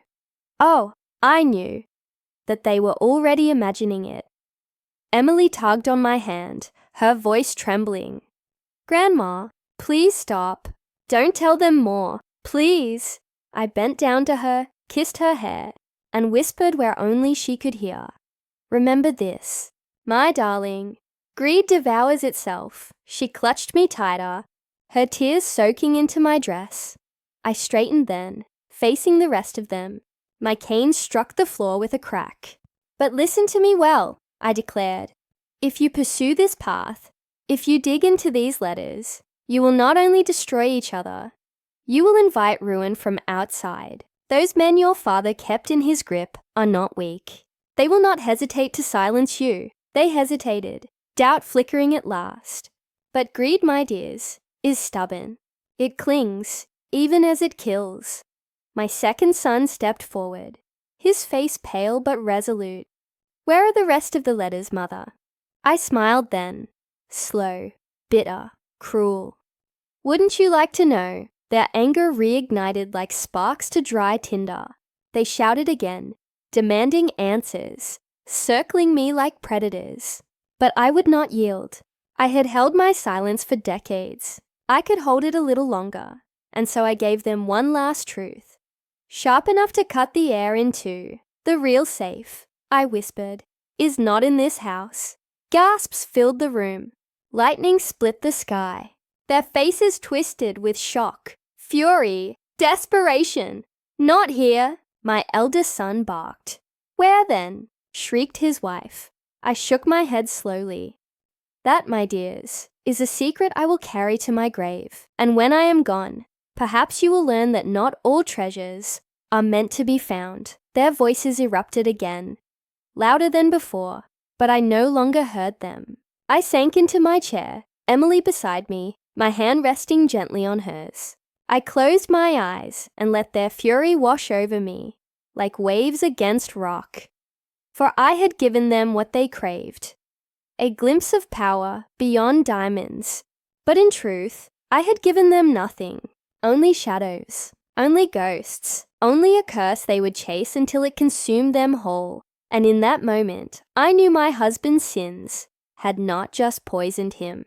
They had poisoned us all. But I, the old woman, the keeper of the safe, still held one final secret. The diamonds. They were real. The letters.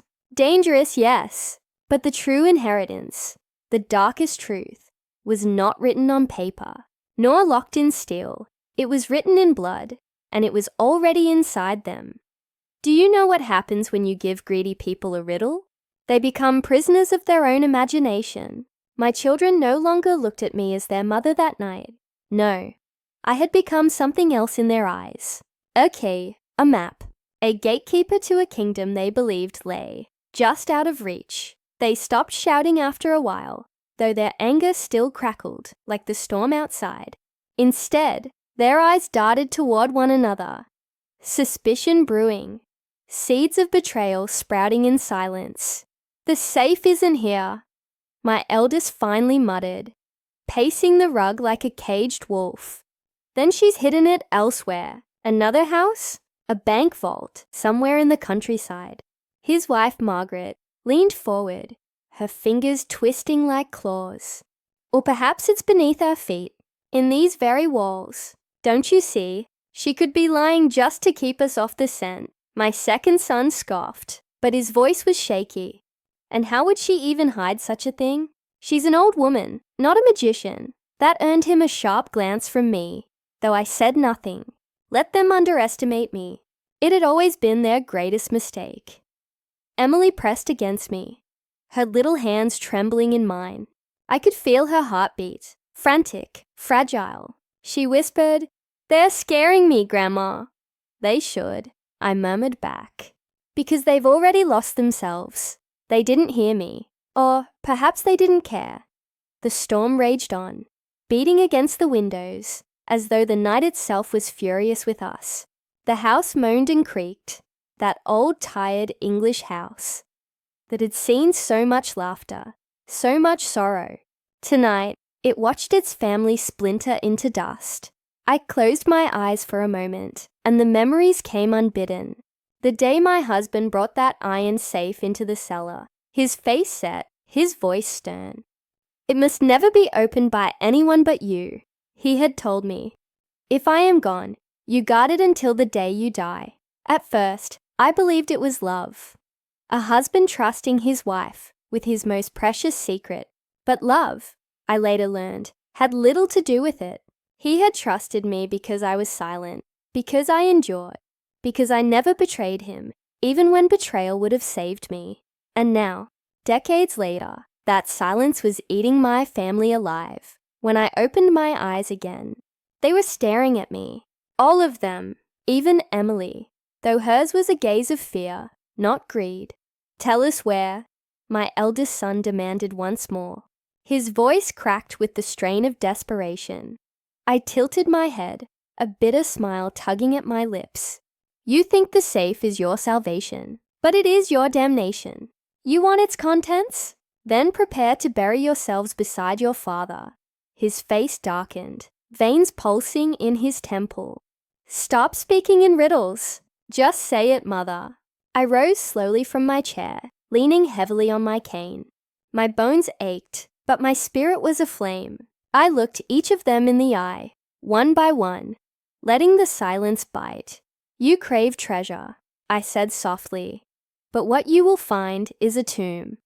They flinched, though none of them moved away. Their hunger chained them to me, and I, their frail old mother, dangled the keys of ruin before them like a cruel puppeteer.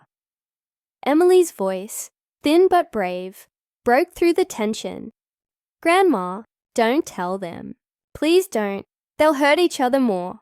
Her words fell into the room like fragile glass. For a heartbeat, no one spoke. Then Margaret sneered. "She's just a child. She doesn't understand." But Emily surprised us all. She straightened her small shoulders and shouted, "I do understand. I understand your monsters. All of you." The words silenced even the thunder outside. My sweet Emily, trembling but unbroken, glaring at her elders with a defiance I had not seen since her mother. My daughter was alive.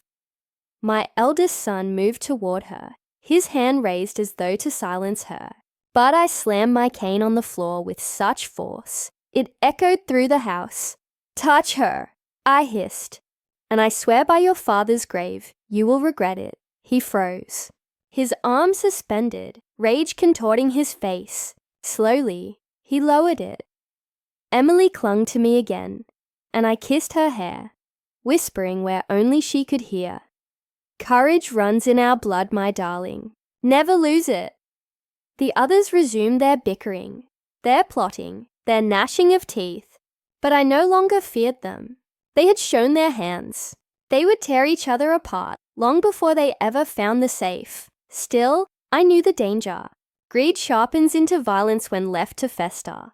And as the storm raged, I wondered how much longer before my family crossed the line from threats to blood. Hours passed in that suffocating room, the fire dwindling to embers. Shadows stretched across their faces, making monsters of them all. At times they whispered together, their eyes flicking toward me, toward Emily, toward the cellar door. At times they shouted so loud I feared the neighbors might hear. Though perhaps the storm swallowed it all, and through it all, I sat silent, stroking Emily's hair, listening to their descent into madness. When the clock struck 3, I finally spoke. "You want to know where the true safe lies?" They snapped to attention, their exhaustion evaporating, their eyes blazing. "Yes!" They chorused, a choir of desperation. I leaned forward, my voice low, conspiratorial, as though I were finally breaking. "Then listen well. The safe is not hidden in walls, nor buried in earth. It is carried in every breath you take, in every drop of blood you spill. The real safe is the truth of who your father was, and that truth lives inside you." Whether you want it or not, confusion rippled through them. They frowned, muttered, protested. "What are you talking about? This is nonsense. She's taunting us again." But I did not relent. My voice rose, strong despite my years. "You bear his legacy not in diamonds, not in letters, but in your own corruption. Every time you betray, every time you fight, Every time you sink deeper into this pit, you open the safe a little more, and one day, when it swings wide, it will devour you whole." They stared at me, some in disbelief, some in fury, some in dawning horror. For a flicker of a moment, I thought they might understand. But then Margaret laughed, sharp, cruel, bitter. "Old witch," she spat. "She's playing us. There's nothing but dust in that safe, and she knows it." Her laughter cracked something in the room. The others began to mutter again, suspicion turning inward. My eldest accused his brother of knowing more than he let on. The second accused his sister-in-law of plotting against him.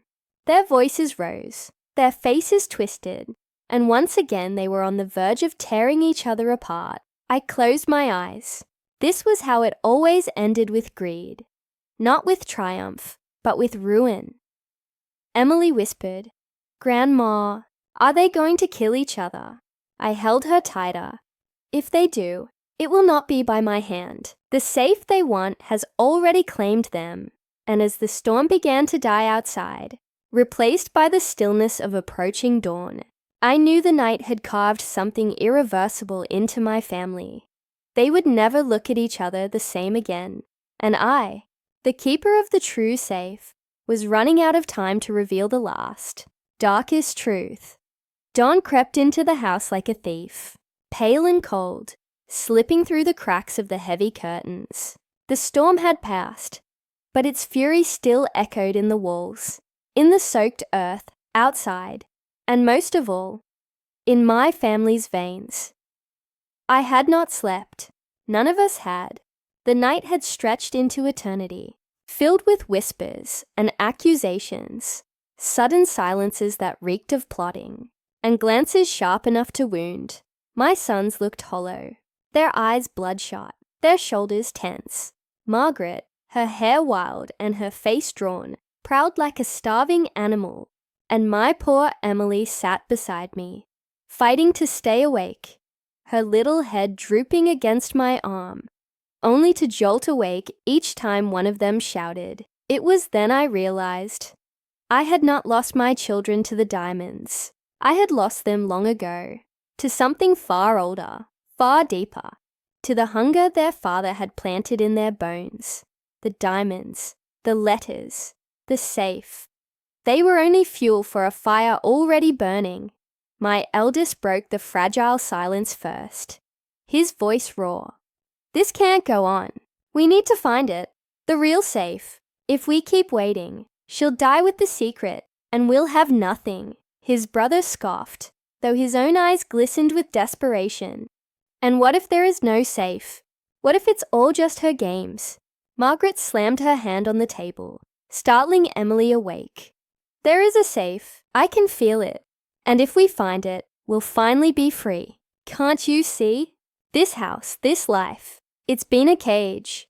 But with that safe, with what's inside, we could be untouchable." Her words slithered into the room, wrapping around them like chains. My sons exchanged glances, reluctant but tempted, poisoned yet again by the thought of power. I laughed then, a bitter, hollow sound. "Untouchable. You think men who've traded blood and secrets will let you live after exposing them? No, my dears. If you open that safe, you won't find freedom. You'll find a grave with your name already carved upon it." Margaret turned on me, her eyes blazing.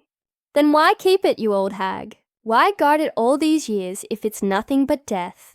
Her words cut deep, but I did not flinch. I leaned forward, my voice like iron, because it was not mine to destroy.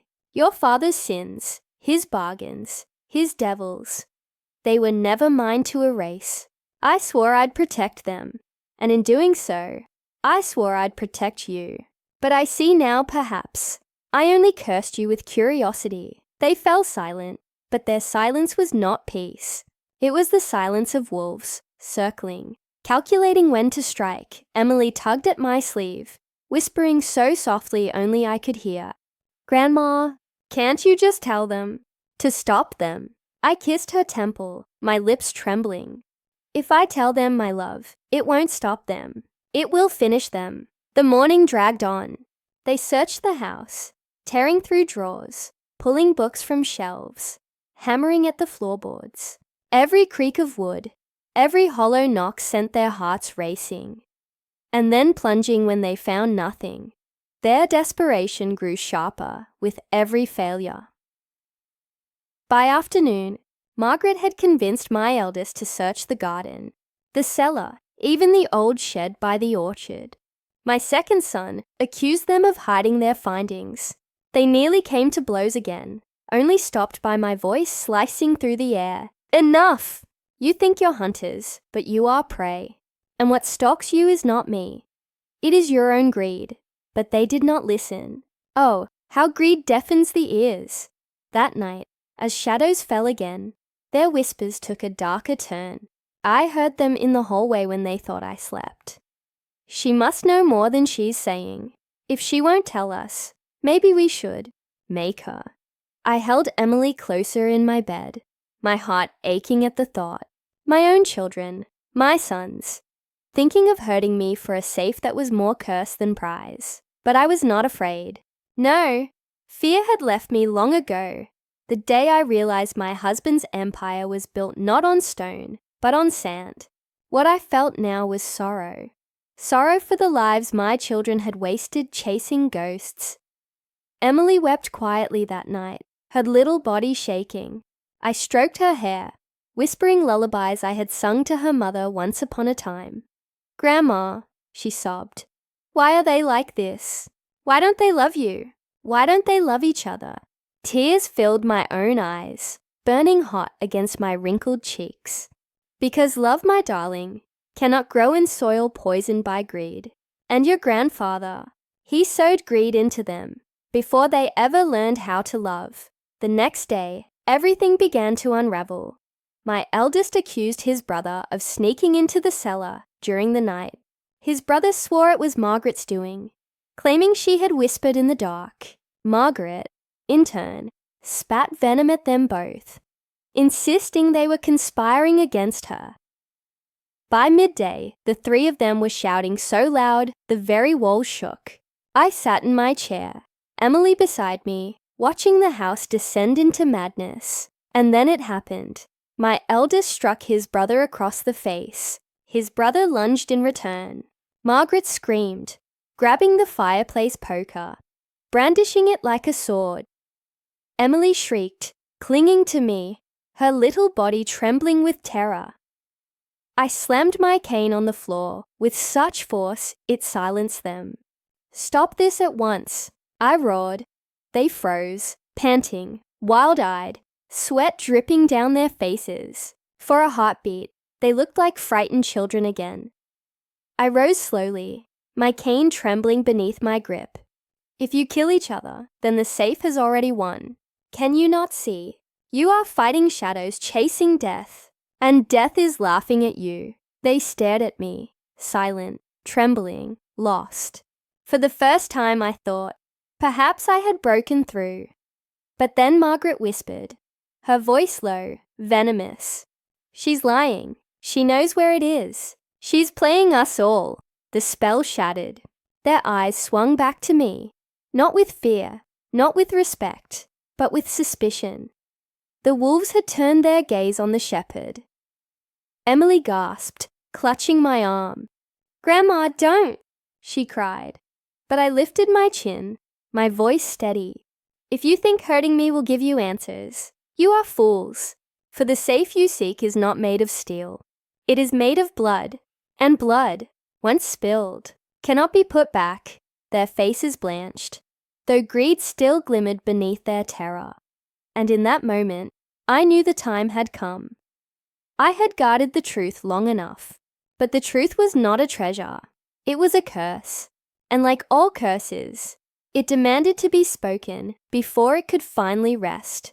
I would tell them, not of diamonds, not of letters, but of the blood-written inheritance their father had left them, and whether it destroyed them or saved them was no longer in my hands. Do you hear it? That silence that creeps in when a house has held too much shouting, too many secrets, too much rage. It is not peace. No, my dears, It is the quiet that comes before the final storm. And that storm was me.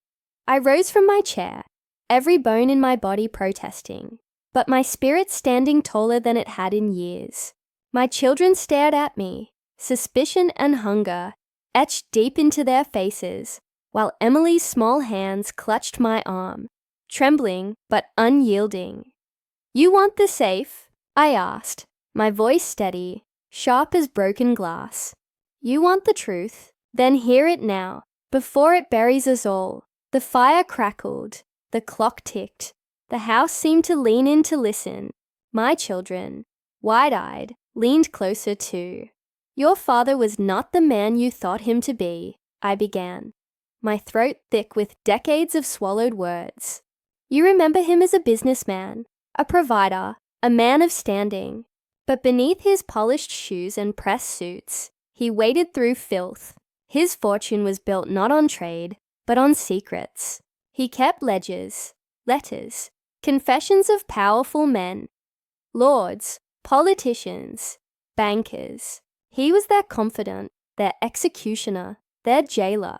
They paid him to keep their sins hidden, and he grew rich on their shame." They gasped, though deep down, I think they had always known. Children sense rot, even when we try to hide it. But that wealth, I continued, came at a cost. Those men trusted him as long as he kept their secrets. But the moment he faltered, the moment one whisper escaped, they would have slit his throat without a second thought. And so he built the safe, not for diamonds, not for love of his family, but as insurance, as a leash around the necks of dangerous men. That is the true inheritance he left you. Not gold, not freedom, chains. My eldest staggered back, shaking his head. No, it can't be." "It can," I snapped. "And it is. I saw it all. I was the one who locked those letters away. I was the one who listened as he confessed the names in his sleep. And I was the one who swore never to let them see daylight. For if they did, the blood of this family would stain the earth." Margaret's voice sliced through the silence. "Then where is it? Where are the letters now?" I fixed her with a gaze so cold it silenced her. "Burned." The word dropped like a stone in a well, echoing through their souls. "Burned." My second son rasped. "Yes," I said. "Every last one, turned to ash in the fire you sit before now. Your father's empire, his blackmail, his wicked hold over men far more powerful than you, gone. I destroyed it years ago, the night he died, to save you from chasing ghosts. And yet here you are, clawing at shadows, ready to kill one another for treasure that no longer exists." They stood frozen, as though struck by lightning. "You lie," Margaret whispered, but her voice faltered. "Look around you," I spat. "If I still had those letters, do you think I'd still be breathing? No, they would have come for me long ago. The only reason you've lived this long is because I destroyed them. And yet, like moths to a flame, you've burned yourselves on illusions." My eldest fell to his knees, burying his face in his hands. His brother cursed, pacing like a madman. Margaret's eyes filled with tears of fury, her dreams of power collapsing into dust. But Emily, my sweet Emily, she looked at me with something none of the others had left. "Love, you saved us," she whispered. I smiled faintly, stroking her hair. "I tried, my darling, but greed runs deeper than blood." They were doomed the moment they chose to fight over jewelry, instead of cherishing each other. The house groaned in the silence that followed. The storm outside had passed, but a storm of another kind lingered in that room. My eldest finally lifted his head, his eyes hollow. "So we have nothing, nothing at all." "No," I said firmly. "You have each other, or at least you could have, if you were wise enough to see it. But diamonds blinded you, and shadows of power poisoned you. That is what you inherited from your father. Not wealth, not strength, corruption." They looked at each other then, truly looked, as though seeing strangers, where once there had been brothers, a wife, a mother. Margaret broke first, her sobs ugly and bitter. "All for nothing," she wailed. My sons said nothing, their silence heavier than stone. I turned my gaze to Emily, my voice softening. "But you, my love, you are different. You saw the truth when they could not. You saw that love was worth more than jewels. You are the only one in this house who will not be devoured by the safe." Her little arms wrapped around me, and in that embrace, I found the only treasure worth keeping. My strength was fading. I felt it in my bones, in the weight pressing down on my chest. Perhaps it was the years catching up with me. Perhaps it was relief, after carrying such a burden for so long. I rose one last time, my cane trembling beneath my grip. My children watched me, their faces pale in the morning light. "This house will not stand forever," I said, my voice echoing through the old beams. "One day it will fall, as all things do. But remember this, the diamonds, the safe, the secrets, none of it matters. Only the love you squandered will haunt you. That is your inheritance. That is the curse." They said nothing. Perhaps there was nothing left to say. I turned to the fire, its embers glowing faintly, and whispered a final prayer that the flames had truly consumed the past.